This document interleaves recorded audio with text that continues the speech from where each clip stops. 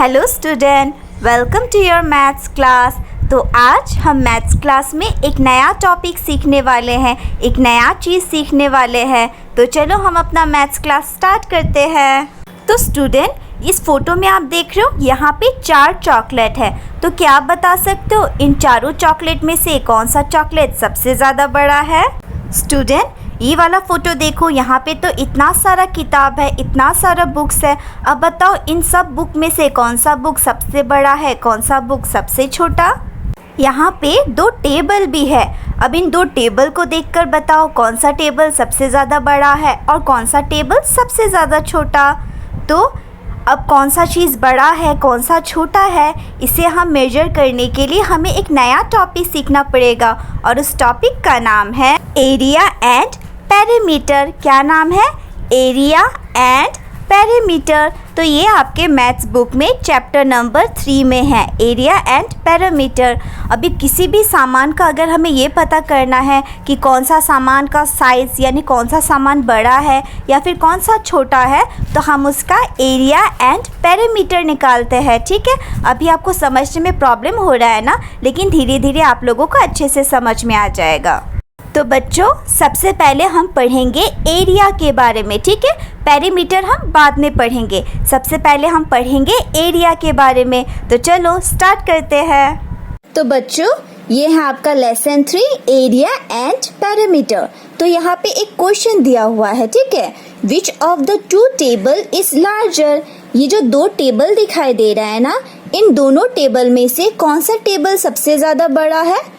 तो हम क्या करेंगे, देखो टेबल के ऊपर ना क्या रखा है, बुक्स रखा है। ठीक है, ये सब क्या है, बुक्स है। तो अभी हम देखेंगे कि एक टेबल में कितने बुक्स है। ठीक है, तो चलो काउंट करते हैं। 1 2 3 4 5 6 7 8 9 10 11 12 13 14। ठीक है, यहाँ पे कितने बुक्स है?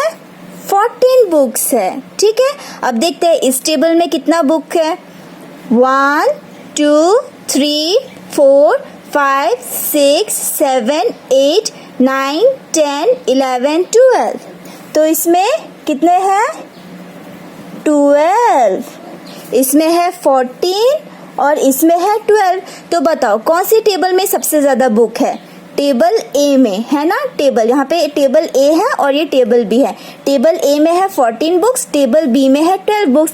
अब बच्चों, जिसमें सबसे ज्यादा जगह होगा वही तो सबसे ज्यादा बुक ले पाएगा, है कि नहीं? जिसका टेबल सबसे ज्यादा बड़ा होता है वही सबसे ज्यादा सामान ले पाएगा। तो यहाँ पे 14 बुक्स है, यहाँ पे 12 बुक्स है। तो टेबल ए बड़ा हुआ ना, क्योंकि इसने 14 बुक्स को लिख रखा है अपने यहाँ पे, और यहाँ पे सिर्फ 12 बुक्स है। तो यहाँ पे क्या दिया हुआ है, देखो, एरिया ऑफ द टेबल ए। ठीक है, तो इसी चीज को हम क्या बोलते हैं, एरिया।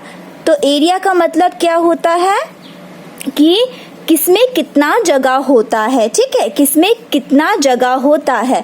तो जिसमें सबसे ज्यादा जगह होगा उसका एरिया भी उतना ही ज्यादा बड़ा होगा। तो area of the table A, table A का कितना एरिया होगा? The sum of areas of dash number of mathematics books. तो यहाँ पे कितना था टेबल ए में?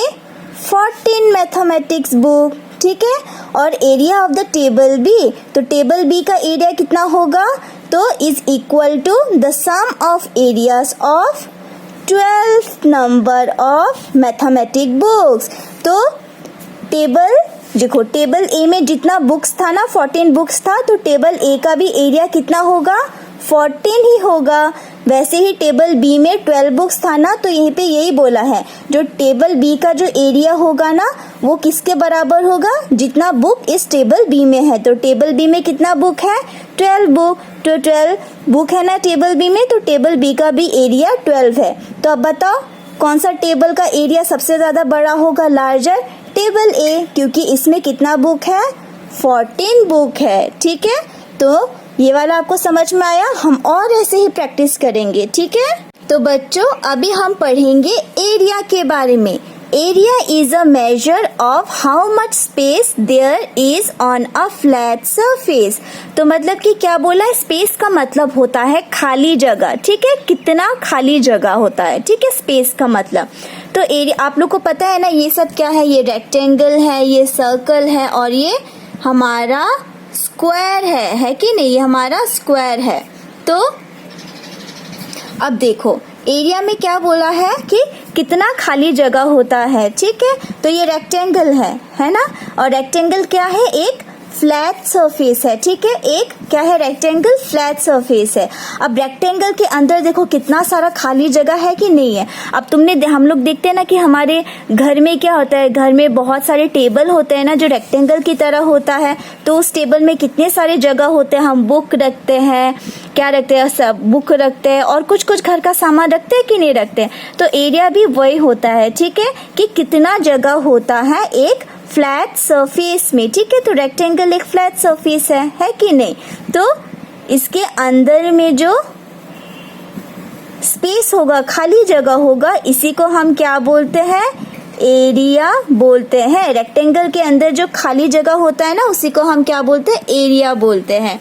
तो वैसे ये हमारा सर्कल है, सर्कल का भी देखो फ्लैट सरफेस है ना, फ्लैट मतलब एकदम चपटा जैसा जो होता है ना, तो ये फ्लैट सरफेस है। अब इसके अंदर भी कितना खाली जगह है कि नहीं है, इसी को हम क्या बोलते हैं, एरिया बोलते हैं, ठीक है। इसी को हम एरिया बोलते हैं, ठीक है। तो ये क्या है, स्क्वायर है। अब स्क्वायर के अंदर भी देखो कितना सारा खाली जगह है कि नहीं है, स्पेस है कि नहीं है। तो यही हम क्या बोलते हैं, इसको एरिया बोलते हैं, ठीक है। अब जिसमें जितना ज़्यादा खाली जगह होगा वो उतना ज़्यादा अपने पास सामान रख पाएगा कि नहीं कर पाएगा। तो हम अभी वही सीखेंगे कि कौन से कौन से सामान में कौन से चीज़ का एरिया कैसे निकालते हैं हम लोग, ठीक है। अब हमारे आसपास इतना सामान होता है और हर सामान का अपना अपना एरिया होता है ना, तो अभी हम एरिया कैसे निकालते हैं वही अच्छे से सीखेंगे। ओके स्टूडेंट, अभी हम नेक्स्ट क्वेश्चन पढ़ते हैं।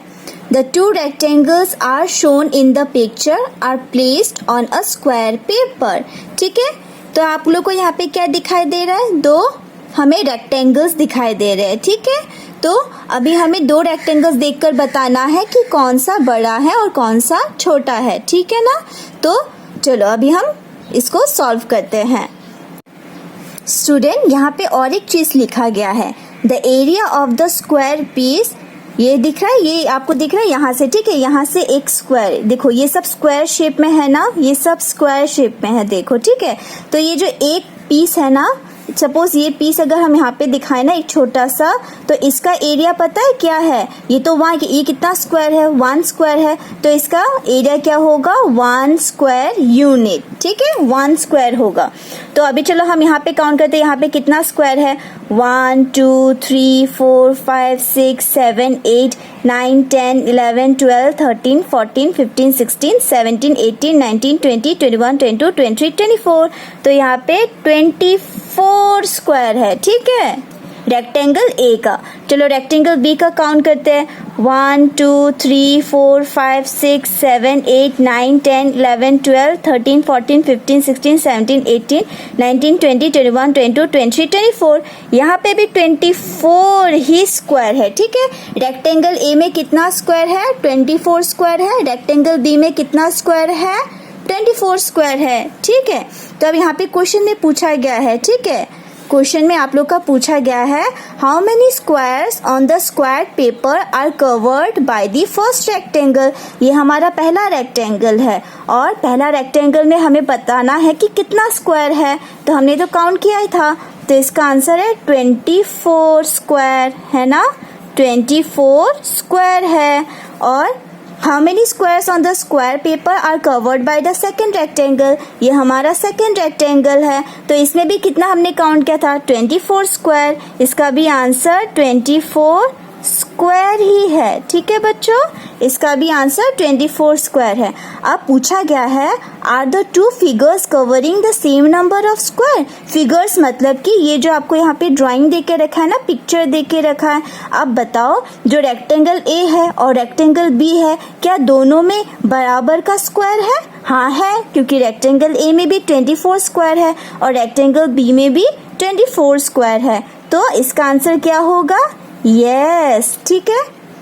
तो अगर हमें बोला गया कि बताओ रेक्टेंगल ए का स्क्वायर कितना है, तो हम क्या बोलेंगे 24 स्क्वायर, और रेक्टेंगल बी का कितना है 24 स्क्वायर। कैसे हमने पता क्या, क्योंकि हमने इसके अंदर में कितना स्क्वायर है वो काउंट किया। कैसे 1 2 3 4 5 6 7 8 9 10 11 12 13 14 15 16 17 18 19 20 21 22 23 24, और यहाँ पे भी 24 स्क्वायर था। ठीक है, तो आपको अच्छे से समझ में आ गया होगा। तो इसे अच्छे से कॉपी में अच्छे से ऐसे पेंसिल से ड्रॉ करना। ठीक है, कलर करने की जरूरत नहीं, बस इसको पेंसिल से ड्रॉ करना और ऐसा लाइन बनाना। ठीक है, 24 ऐसा स्क्वायर बनाना, बाकी इतना बनाने की जरूरत नहीं। आप सिंपल 2 रेक्टेंगल बनाओ और ऐसे लाइन खींच के स्क्वायर बनाओ। ठीक है।